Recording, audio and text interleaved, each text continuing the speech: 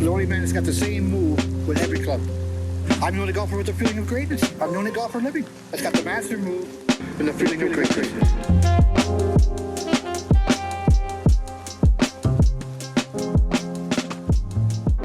Hey, hello everybody, it's Todd Graves and welcome to the Feeling of Greatness podcast.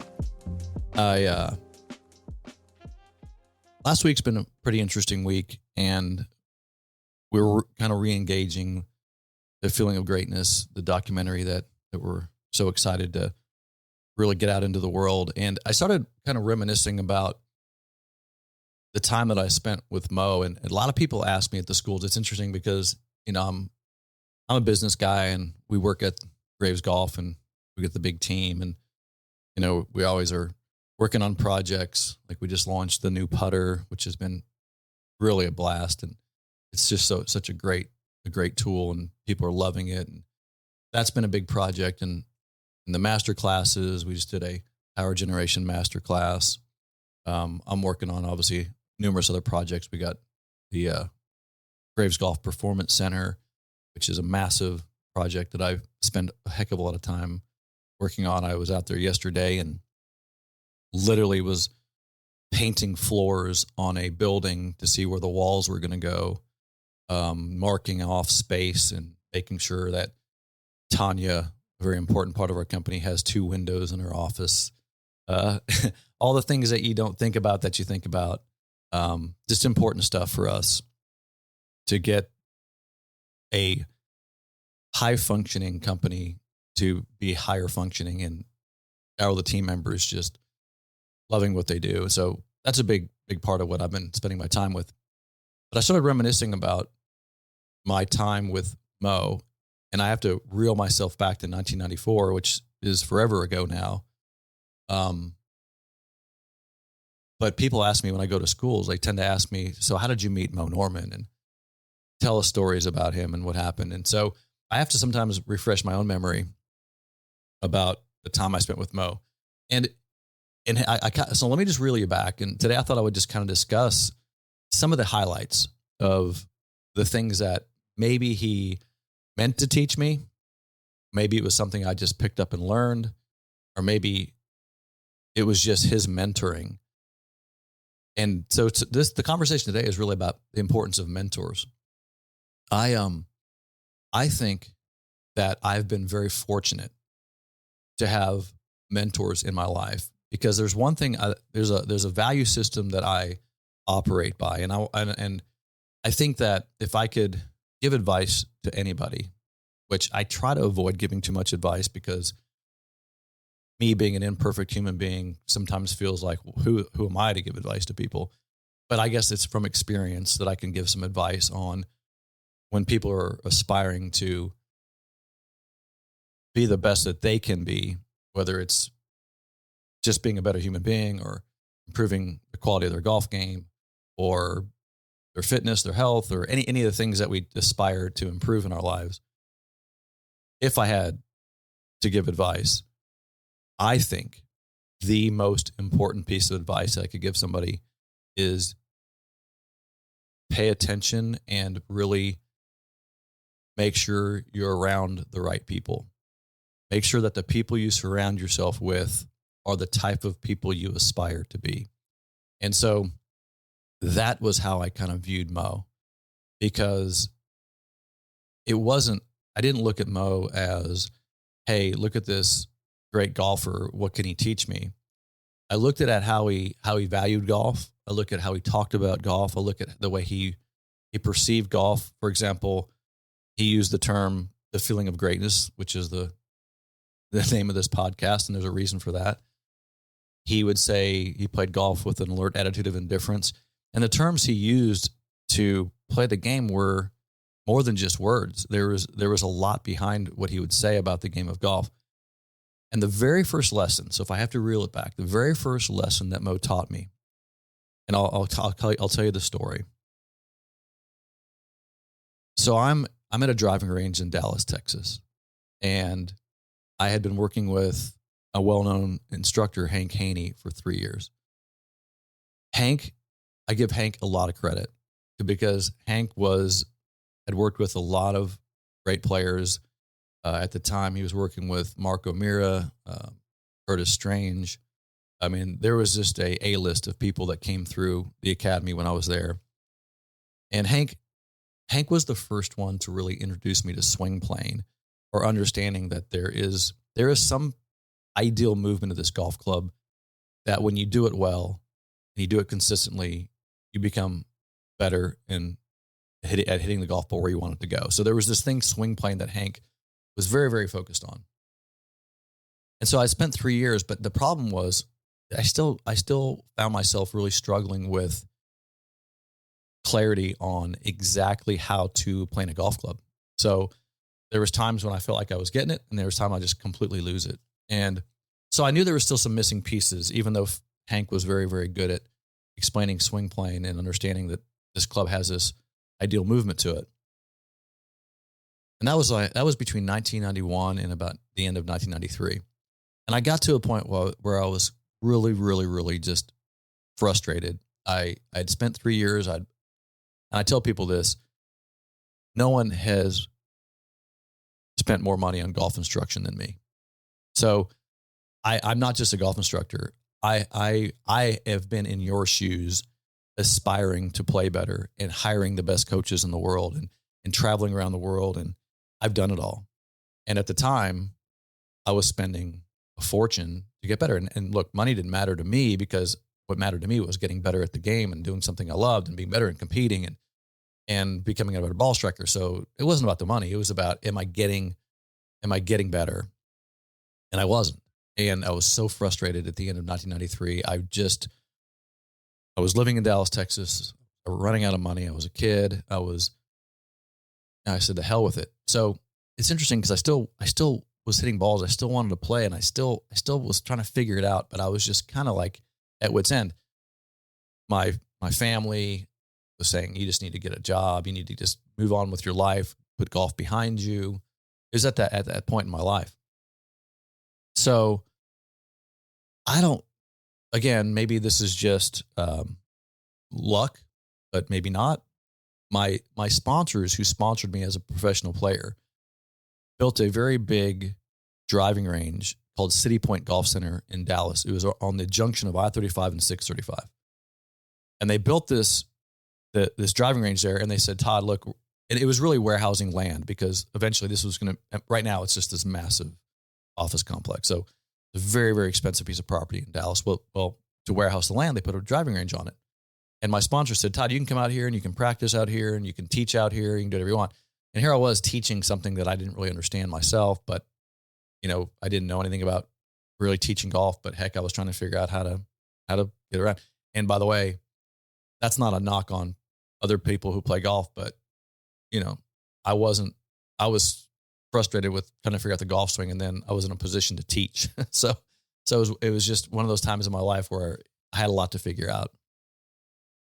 I was at that range one day, and I ran into a gentleman talking about natural golf. And so I started looking into what natural golf was. And natural golf, if you don't know what natural golf is, it was considered a single axis, single plane system. It was a big handled split grip.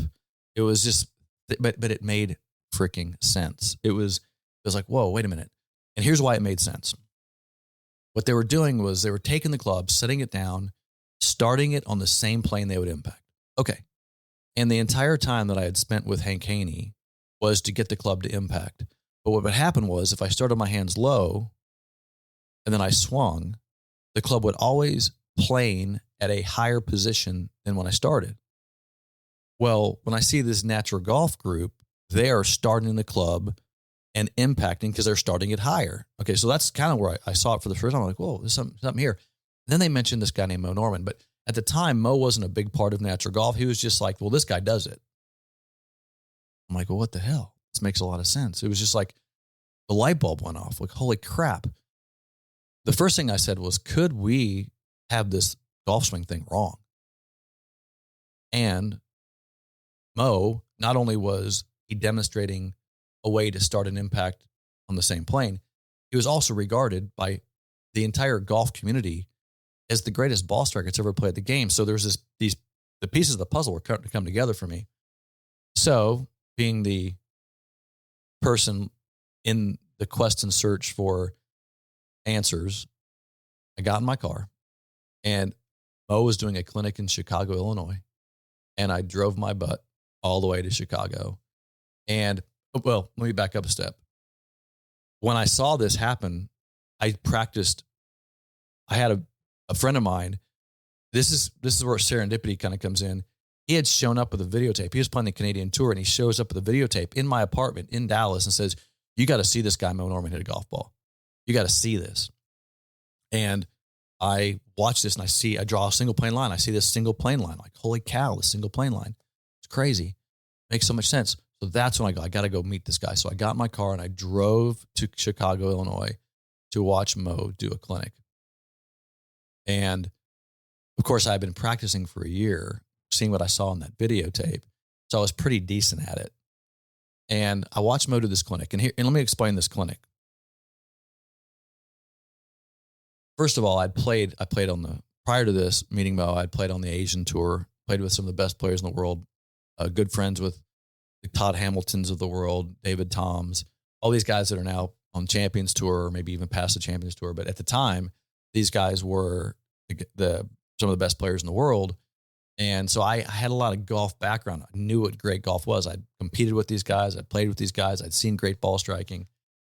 Nobody I've ever seen could hit it like Mo Norman on a consistent basis in such an efficient manner, one after another, repeatable, simple, efficient like Mo. And I watched this clinic, and I'm watching him do this, and he's just literally hitting balls. And I've told this story a zillion times where there's a 250-yard pole out there. It's a metal pole, and he's literally hitting the ball. He's hitting a driver, and it's just dinging off that pole. Like ding about every fourth or fifth shot. I don't know. It's just like he kept hitting that 250-yard sign. And I kept thinking, this is remarkable. And by the way, the conditions of the range were horrible. It wasn't a nice facility. It was nasty, and Mo was just sitting there ripping shots. And I saw the efficiency of the swing and the sound of the golf ball and all these things that were so incredible. The shape of the shots were so amazingly good. There wasn't any big curves to the golf ball. It was just dead straight shots. And so I walked up to Mo and I said to him, and here's where I started getting, this is like the first lesson from Mo. I walked up to him and I said, "Mo, you're the greatest ball striker that I've ever seen." He goes, "I know, I'm best in the world." And I said, "Well, how did you learn to do that?" He goes, "Hard work, can't buy it." I'm like, I get it. I said, "Would you mind if I picked up your club and hit a few?" Because imagine clubs laying all over the range. So his stuff was everywhere. So I grabbed his 8-iron, felt kind of like a big sledgehammer to me. And I started hitting shots, and he looked over at me and he goes, ooh, it's me without a belly. It's me without a belly. And then I said, "Mo, I got a question for you." I said, how did you get so good? And here's where I think he laid out the first lesson. He goes, "You got to believe in yourself." Because you got to believe in yourself. I have thought about that a lot in everything I've done from that point forward, is the belief in yourself. And here's where I think about that lesson the most when I'm teaching a student. Because here's where it comes into play, and maybe you can relate to this. If you don't believe that, let's say I'm giving you a lesson, you come for some instruction, and there's any doubt whatsoever that what you're going to do is going to work for you, if what I'm going to teach you is going to work for you, or there's any doubt that the swing that I'm teaching you is going to help you, if there's any doubt, then you've diminished the ability for us to have success by a very high percentage. Because if you doubt something, it means you don't believe in it. And so what Mo is saying to me is, hey, if you're going to do this, you've got to go into this with the 100% belief in what you're doing. You can't go into this with any reservation. And my rule for teaching people is, how committed are you? How committed are you to this process? Because if you're just trying the swing, and you've heard me talk about this before, if people say, "Hey, Todd, I want to try the single point swing," I don't want to teach you. I don't want to teach you if you want to try it. I really don't. And I'm just being honest with you. And this isn't something I want you to try. It's something I want you to do. I want you to commit, because I know that if you commit, it's going to help you 100%. But if you just try it, first of all, most people that try it don't get it right. And so they blame it, and it's really them. And so you run into this mixture of, you didn't do it right, then you're blaming the wrong thing. You weren't committed in the first place. You're never going to have success with doubt. My suggestion to anybody wanting to learn the single plane swing is you have to make a 100% commitment to getting it. And I did that. That was like the first thing I did was like, I actually told Mo right then, I said, you know what? Not only am I going to get this, I'm going to be better than you. I said, I'm going to be a better ball striker than you. And he loved it. He loved it. That's probably why we connected, because here's the thing. Fast forward to 2004, 3 months before he died, July, August, September, 3 months before he died, I'm playing golf with him. And we're having lunch. And I said, Mo, got a question for you. Why me? And the reason I asked that question, why did you choose me, or why did we become such good friends, or why did you mentor me?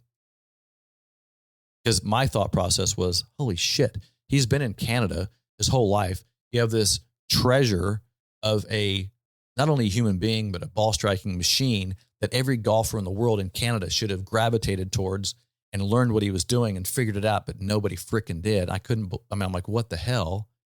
So I'm like, why me, Mo? Why me? And he says, because you wanted it. Pretty simple. But what he meant by that was, of all the people he had met, of all the people that had asked him for help, of all the people that were inspired by him, which he saw many, and everybody loved watching him hit golf balls, and there was probably 1 billion people that had tried to swing. Of all those people, he saw me as the guy that wanted it the most. And so think about that for a minute. Could wanting it and could the belief in yourself, those two things, wanting it so badly, because he saw that in me, I'll do whatever it takes, which means that belief of I'm going to do whatever it takes because I believe in it so wholeheartedly. He saw that. And let me ask you this question. And this is what this is really what I was getting at when I talked to Mo about it, was why would you mentor anybody that wasn't committed? Like, why would Mo have mentored me like he did if I was half committed? Because I don't want to mentor people that aren't committed, right? I don't want to teach people that are kind of half involved, 1 foot in, 1 foot out. Well, that's what Mo saw in me, was the commitment and the belief and the relentlessness of my pursuit of it. And that's what I think must be there to have success. That's just maybe more than my opinion, but that's just my opinion, because I've never been successful at something I'm not committed to. I find myself half committed to things all the time, but I'm like, I'm never going to do that. I've gotten better in my life at saying no to stuff because I know I'm not going to follow through with it. Because people say, you should do this. I'm like, you know what? It sounds great right now, but I'm just not going to follow through with that. Now I've learned. But when it came to learning this Mo swing, when I saw it, I was so, and I still am so 100% convinced that this is the absolute best way to hit a golf ball, that I dedicated and committed myself 100% to it. To the point was, and don't think for a minute that I didn't have trouble. Like, there was frustrating moments. There was times when my lead hand grip was in the wrong spot, and I would hook the golf ball, and I was doing clinics for people and hitting it like shit sometimes. Like, I had to go through this process. Sometimes it was embarrassing. I remember, I'll tell you a quick story. One of my most embarrassing moments was as I'm learning the swing. So I'm going through all these changes. Can you imagine, you're going through all these swing changes and they put you in, I'm doing a clinic for a bunch of reporters and press to demonstrate the swing, but I'm hitting it like shit. And I had to do it for all these reporters, and I started hooking it. And they're like, why are you hooking it? And it's because I hadn't quite figured, I was still learning in the process. I didn't give up though. I didn't give up, and I kept at it. And I knew, here was my thought process. And let me tell you what my brain went through. My brain never went to, this is the wrong swing. See, my brain would never do that. My brain went to, there must be something I need to correct. There must be something I need to adjust. Let me go take a look at Mo because he's the model. So my brain always went to, let's go look at the model. Let's go look at that model. What's going on? There's something I'm not getting right. That's what my brain always went to. It never went to, this swing's not for me, ever, never once. That's the commitment level that I had. And I think that's, so even today, if I go have a bad practice session or I go have a bad thing, it's never the swing, ever. It's always ball position might have been off, didn't feel good, I'm out of position a little bit, whatever, fine. But it always works out because when I match that model, it comes right back. And that's been the beauty of this whole thing for me is I always have the solution with me all the time. So that was lesson one, is the belief and 100% dedication and commitment to that. That was the first mentorship type experience I had with Mo. As I got to know Mo and we got to spend more time together, probably the thing I noticed most about Mo was a level of indifference to bad shots. How did I interpret that? Well, I would be playing golf with Mo and I'd hit a bad shot. And it wasn't, here's how it felt like. Never attach that shot to your ego. Never attach that result to your self-worth. Maybe Mo learned that from all his experiences, insecurities, and the things that he had going on with him. But I thought is very valuable because here's a fundamental human trait, and this is psychology. A fundamental human condition is that we don't think we're valuable enough. That's a fundamental human condition. If you pile on top of that, when I hit a bad shot, it devalues me. You have a problem because now you can be devalued by something like a golf shot. Mo taught me, he called it alert attitude of indifference. But what that meant was, look, get up there, hit your shot, and be indifferent to it. I remember hitting a shot one time. It wasn't really a good shot, but it wasn't a bad shot, but it had a good result, but it was it wasn't hit pure. And Mo was like, good as a good shot. Good as a good shot. In other words, good job. You don't have to be perfect. What he was saying was, you don't have to be perfect, Todd. Just keep going and keep at it and keep working at getting better and stay in the process and don't judge yourself. Stop judging yourself. Mo would say to me all the time, be your own best friend. Think about that one for a minute. You need to be your own best friend. Stop judging yourself. And he would say, why would you treat yourself worse than you treat, why do you treat other people better than you treat yourself? That's what he would say. Why do you treat other people better than you treat yourself? It's a good point. Why do we beat ourselves up over stuff and judge ourselves? And then we would never say that to somebody else because we don't want to hurt their feelings. Or why do we hurt our own feelings? Right? Stop. Right? Stop judging yourself. And I'll tell you a little, and this brings my attention to my YouTube channel because, I post some videos on YouTube and you guys probably see me on there. And it's what I love to do. I love talking about this stuff. I love having thoughts and concepts, and I love conversations about it. And then you get these negative people on YouTube. And I'll tell you right now, if you post a negative comment on my YouTube channel, I just delete you. Here's why I do that. Because I don't want negativity around me. So I'd rather evict you from my universe and just be around positive people. That's just my rule. So if you post one negative comment, I evict you. I don't let you in my universe if you're negative. If you want to help, if you have questions, no problem. If you're searching for answers, I'm 100% with you. I'm here to help you find them. If you are inspired and you have questions, that don't bother me at all. I'm here to help.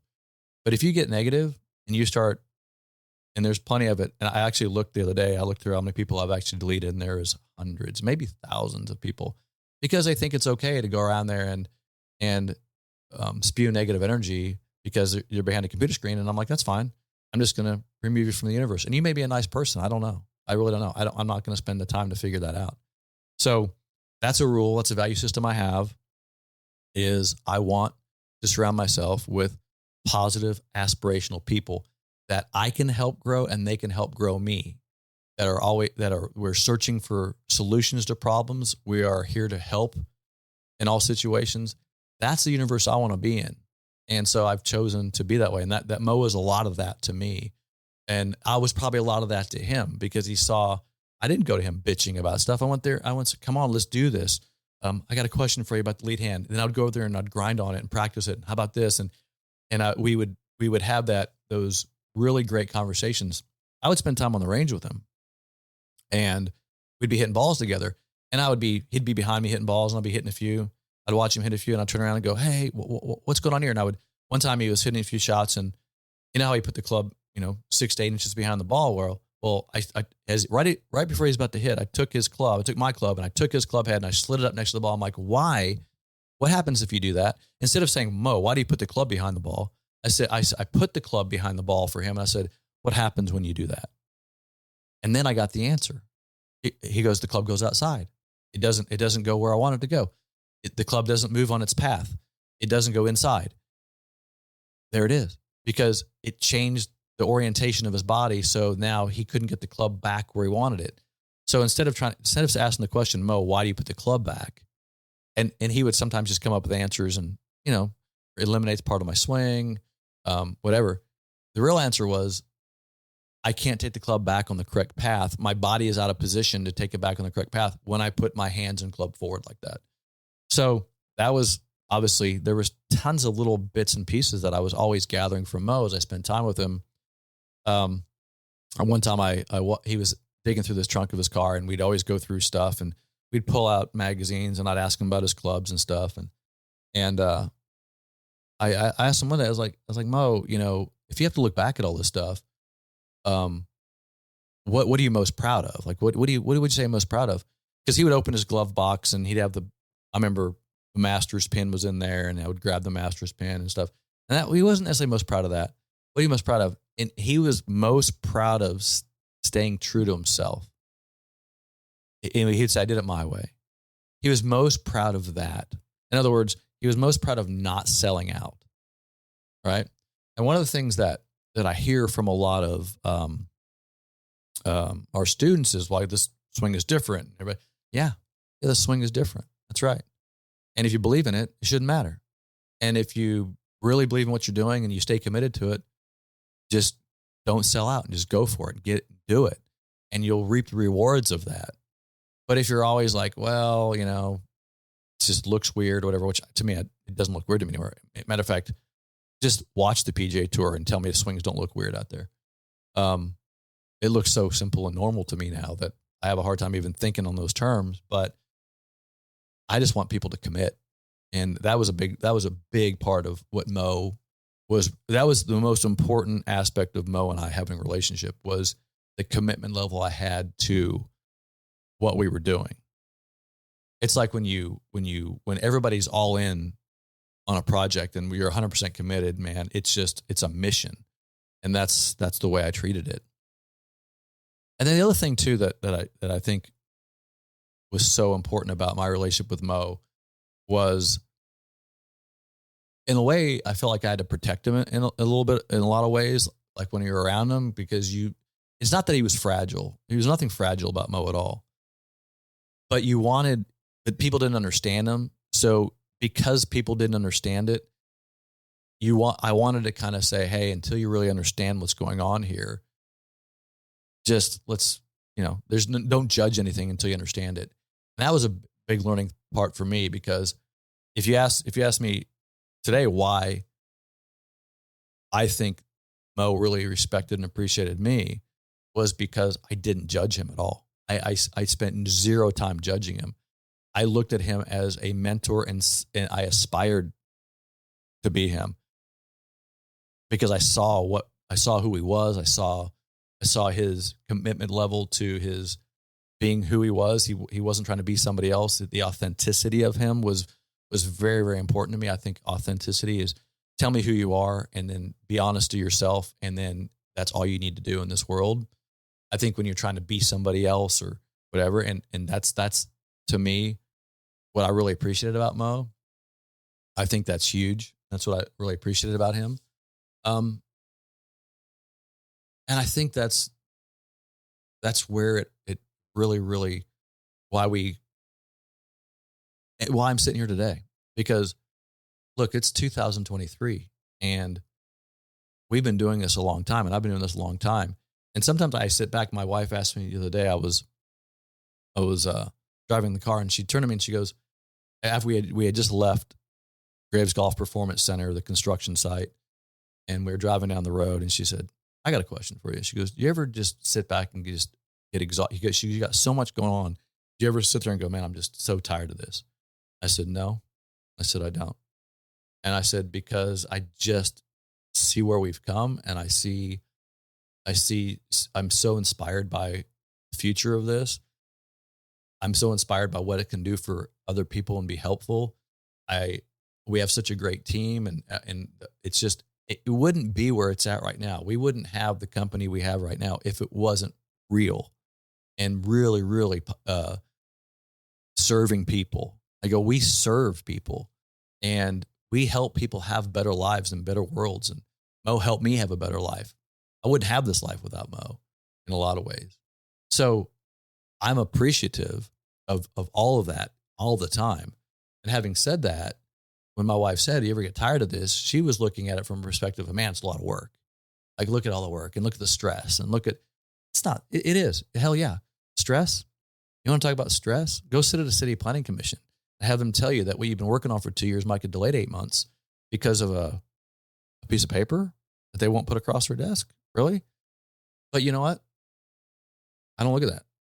I'm like, okay, let's, how do we move this forward? How do we take the next step? Okay. What's the next dot? What's the next T I got to cross? And I got a dot, and let's dot those I's and cross those T's, and let's strategize it, and let's keep moving. And I'll be tired when I'm not doing this. I gotta be honest with you. I'll be tired. I'll be exhausted when I'm not doing this stuff. I'll be like, man, what's the purpose? Right.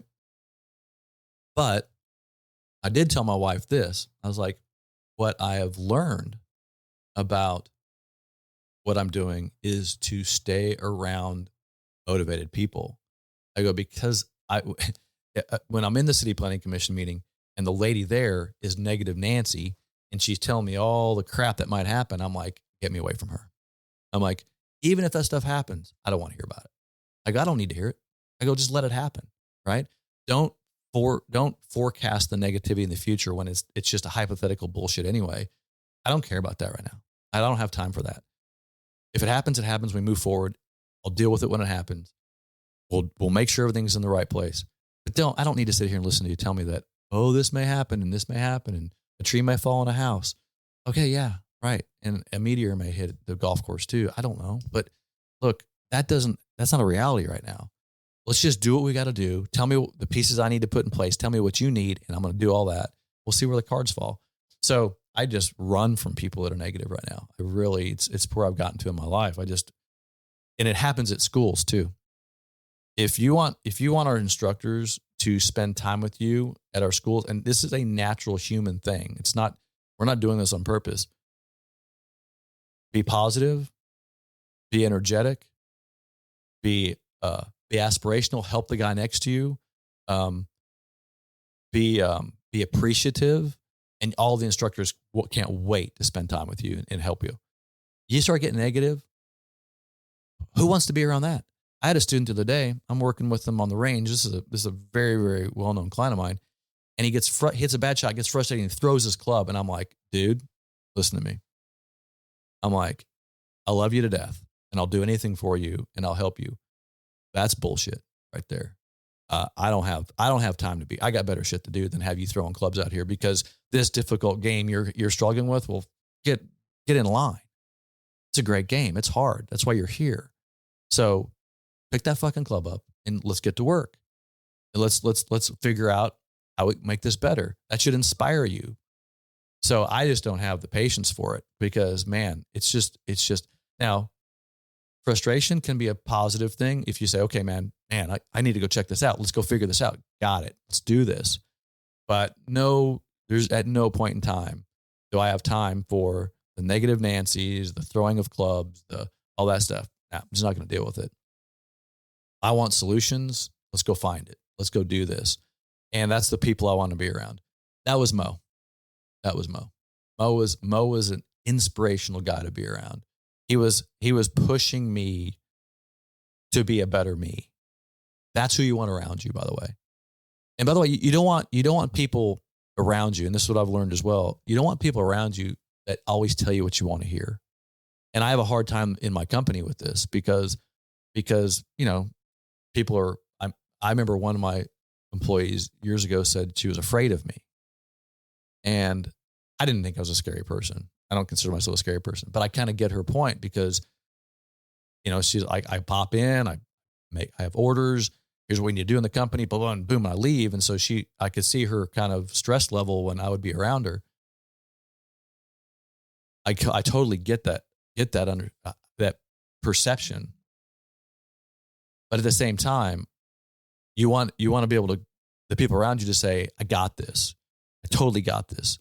And then be able to get in the same room with somebody, have a heated conversation about differences of opinions and what should happen.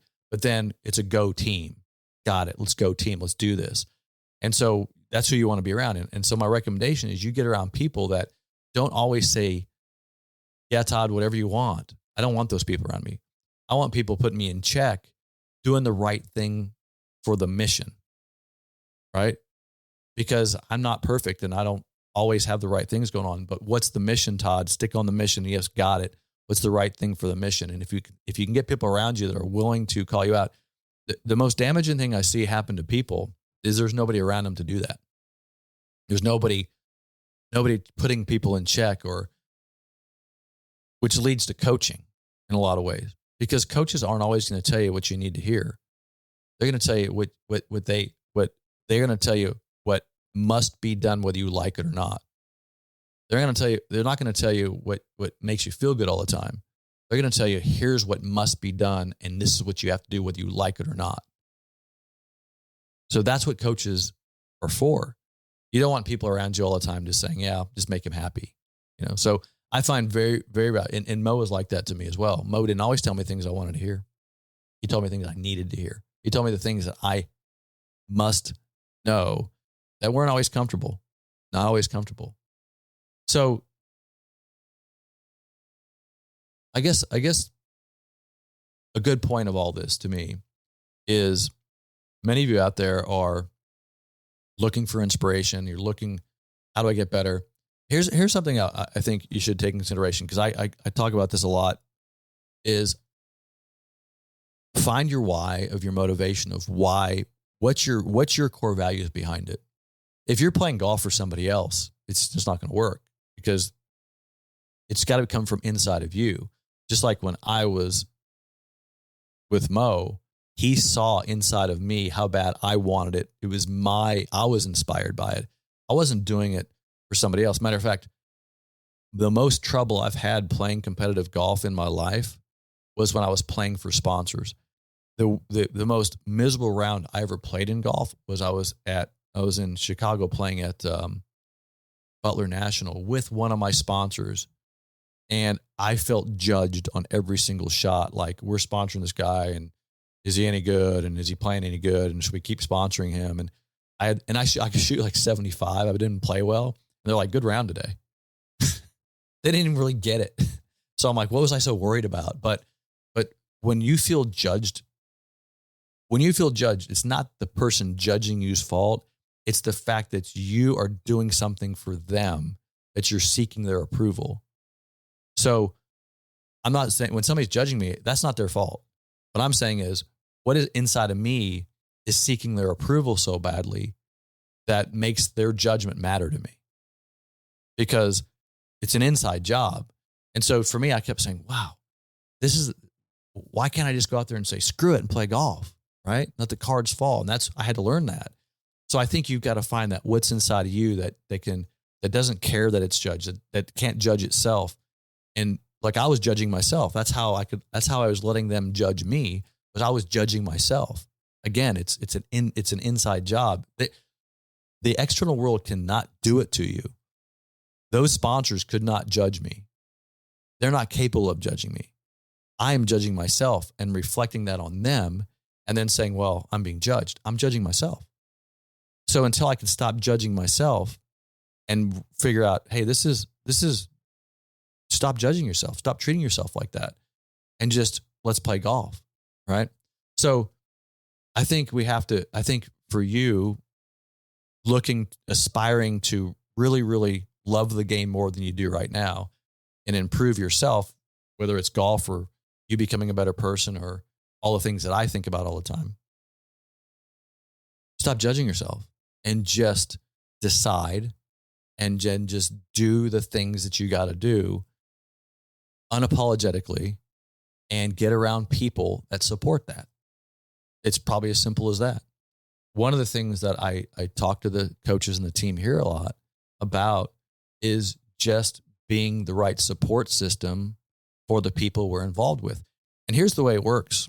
And I'll kind of close off the podcast today with this. The way life works and what I've learned is this: what you put out, you get back. So, and this is everything. It's like, I don't know if there's this little universal law out there, reciprocation. There must be. If you want to become a better golfer, then hang out with great golfers. Go spend time around people who talk about great golf. If you want to be a better golfer and you want to learn more about the swing, hang out with our coaches who know about the swing.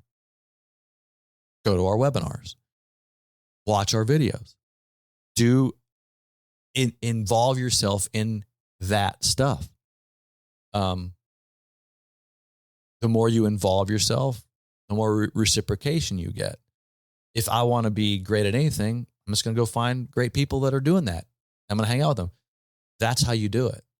And so to me, when I see people have lots of success with our company, the students that have success, they're the most involved. We call them the 10%. It's the 10% show, right? We have our 10% show. Those are the most involved people.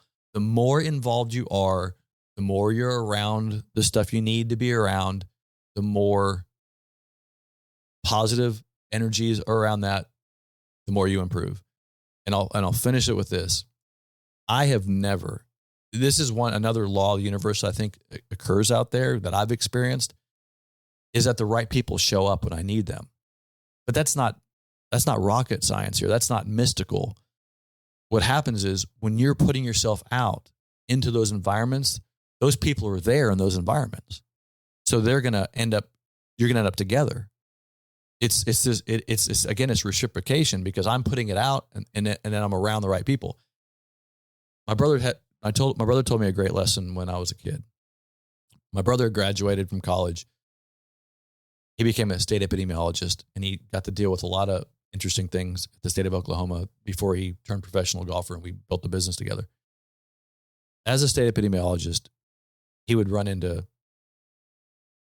have to go down to the morgue and find out why somebody had passed away, and he'd find out stuff. He says to me one day, I'm in college, and he calls me, and I always just ask him, well, what was a crazy experience you had recently? And he goes, Todd, I just want to tell you one thing. He goes, if you hang out with people with knives, you're going to get stabbed. I remember him telling me that as a quote. And I'm like, there it is. It's who you hang around, right? So here's the lesson for today. If you want to be a better golfer, hang out with great golfers. If you want to be a better single plane swing golfer, hang out with us, single plane swingers, because we are going to help you learn this swing. We can't help but help you, right? It's not a quick fix thing where I got it. It's make it a lifestyle. We had a conversation in Graves Golf today about this whole concept of single plane life. Well, that's what I have. I have a single plane life. Started with Mo in 1994, and it continues today. And we have, thousands, if not tens of thousands of other single plane lifers that are with us. So this is an invitation. It's an invitation to all of you to take more steps to become more involved with us, because we love it and we want to help, and we can't help if you're not here. So I hope to see you sometime at a golf school, on a webinar, on a podcast, at the new Graves Golf Performance Center next year. Look, there's a zillion ways to get involved. I look forward to all of them. Thanks for joining me on today's podcast, and I will see you next time.